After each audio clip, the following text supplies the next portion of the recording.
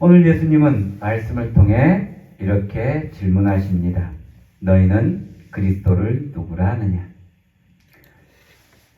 바리새인들은 이렇게 대답합니다. 다윗의 자손입니다. 정답 같습니다. 그런데 예수님은 거기에 멈추지 않고 계속해서 묻습니다. 그렇다면 다윗이 어찌 그를 주라 부르느냐? 그 순간 그들은 말을 잇습니다. 오늘 주님께서 우리에게 묻습니다. 너희는 그리스도를 누구라 하느냐? 너는 주님을 어떻게 알고 있느냐? 오늘 말씀을 통해서 이 질문에 우리는 어떻게 대답할지 답을 얻는 우리가 되기를 바랍니다. 바리새인들은 메시아, 그리스도는 다윗의 후손이라는 그런 생각을 가지고 있었습니다. 그들의 머릿속에는 다윗 왕국이 여전히 살아 있었죠. 그래서 그들이 기다리는 메시아는 로마를 무너뜨릴 그런 정치적 왕, 칼과 힘을 가지고 억압자를 몰아낼 영웅으로 생각을 했습니다.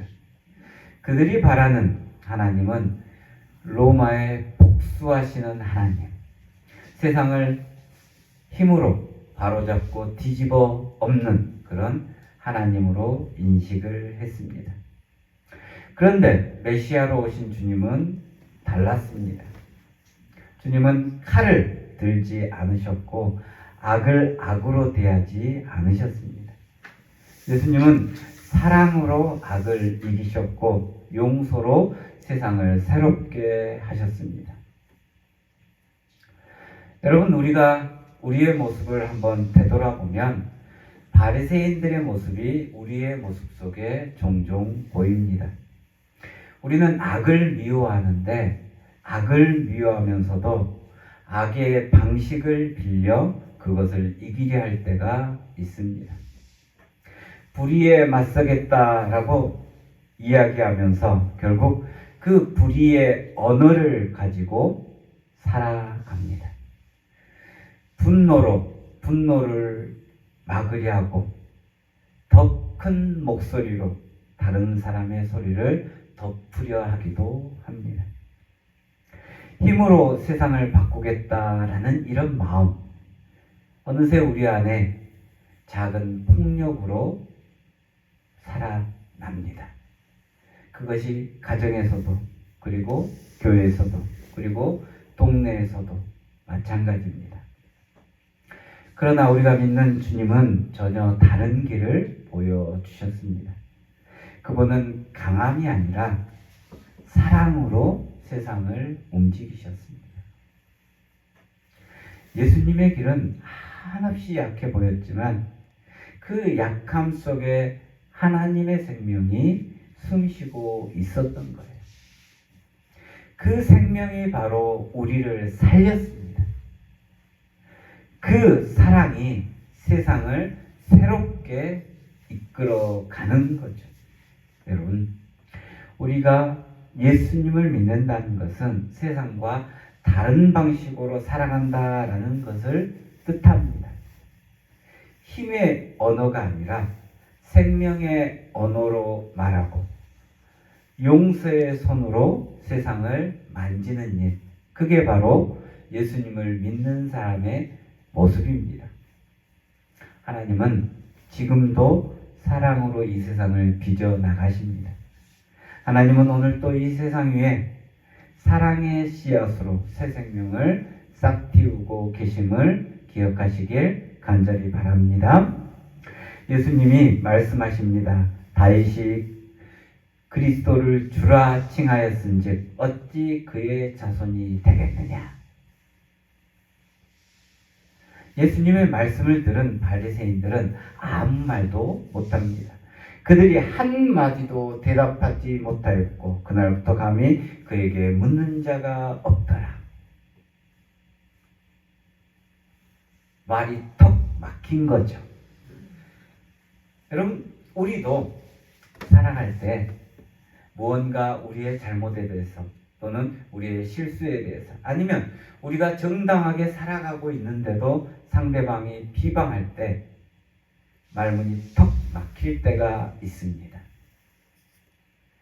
그럴 때 여러분의 마음은 어떻습니까?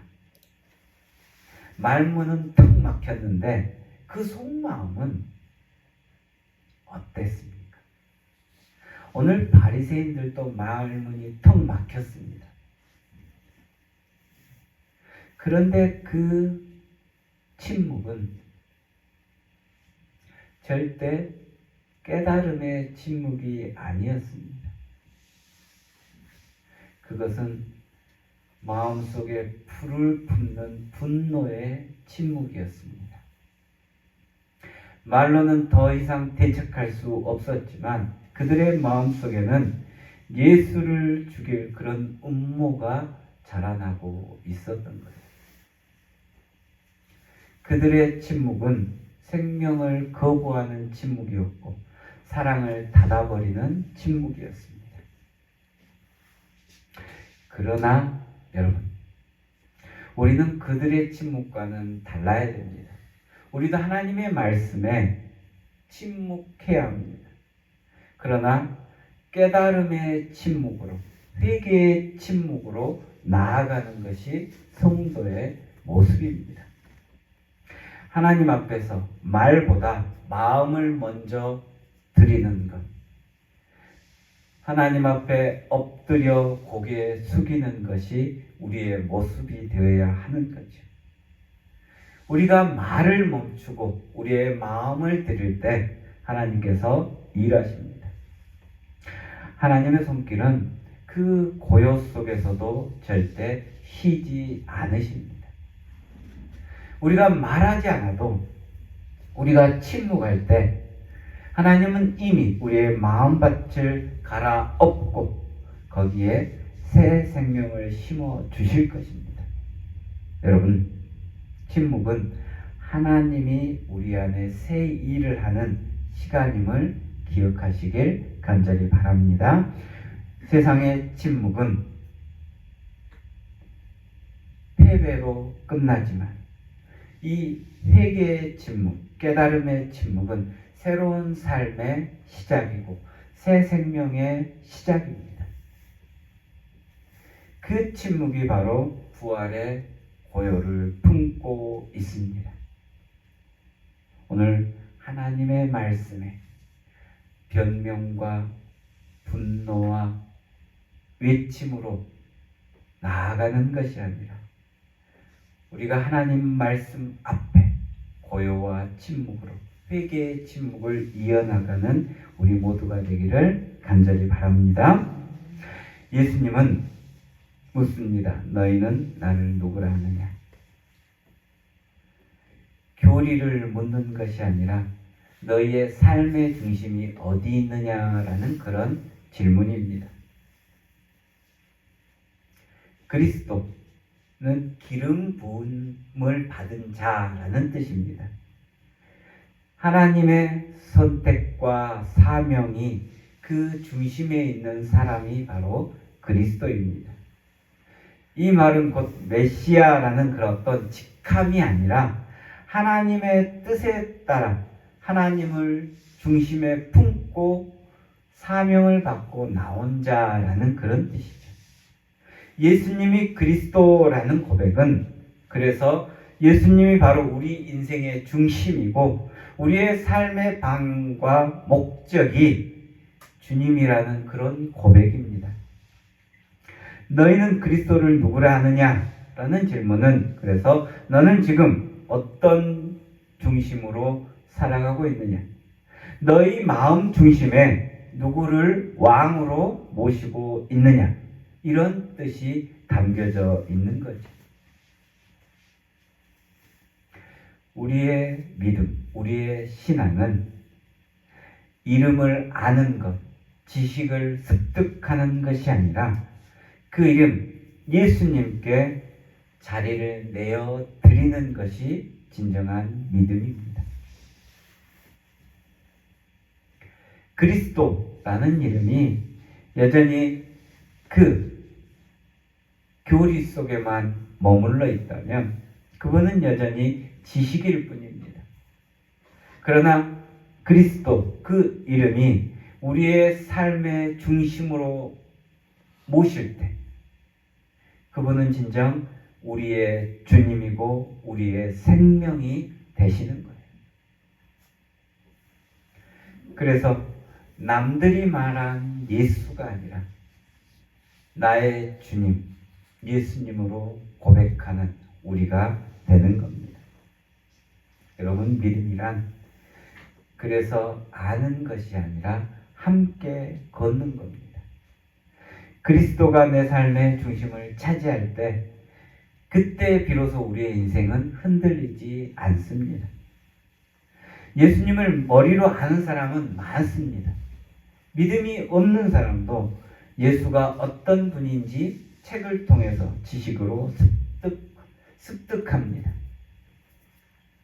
그러나 예수님을 가슴으로 믿는 사람은 그보다 훨씬 적죠.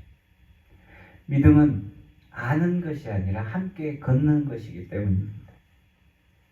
예수님께서 보았던 눈으로 세상을 바라보는 것, 예수님께서 품으셨던 마음으로 사람을 품는 것, 그게 바로 믿음입니다. 하나님은 지금도 우리와 함께 이 일상 속에서 일하시는 분이죠. 우리가 사랑할 때, 우리가 용서할 때, 우리가 희망을 놓지 않을 때 하나님은 여전히 그 자리에서 일하십니다. 그리고 그 하나님과 함께 살아가는 이들이 하나님 나라의 백성이고 하나님의 자녀들입니다. 오늘 그리스도 이 이름을 우리의 중심으로 모시고 살아가는 우리 모두가 되기를 간절히 바랍니다. 그 중심, 우리의 삶의 중심이 예수 그리스도가 될 때 우리의 삶은 비로소 하나님 안에서 새롭게 살아날 줄 믿습니다. 오늘 주님은 우리에게 묻습니다. 너희는 나를 누구라 하느냐? 우리의 대답은 이렇습니다. 주님은 우리 삶의 주인이며 우리의 소망이며 우리의 생명입니다. 항상 이런 고백이 우리 모두의 고백이 되기를 간절히 바랍니다. 오늘은 창조절 9째 줄입니다. 창조절은 하나님이 세상을 새롭게 하신 그런 절기를 기념하는 거죠. 하나님의 창조는 한 번으로 끝나지 않습니다. 하나님은 지금도 우리 삶을 새롭게 빚으시고 무너진 자리에, 눈물의 자리에 항상 찾아오셔서 새로운 일을 시작하십니다. 그게 바로 새 창조의 역사이죠. 그래서 하나님을 믿는 신앙은 과거에 하나님이 이랬다라는 것이 아니라 오늘도 세상을 새롭게 살게 하는 힘, 그게 바로 하나님의 역사가 우리의 삶 속에 드러나는 겁니다.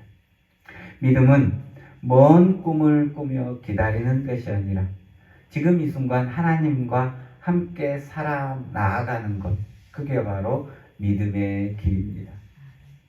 하나님은 여전히 말씀하죠. 보라, 내가 새 일을 행하리라. 이제 곧 나타날 것이다. 너희가 그것을 보지 못하였느냐.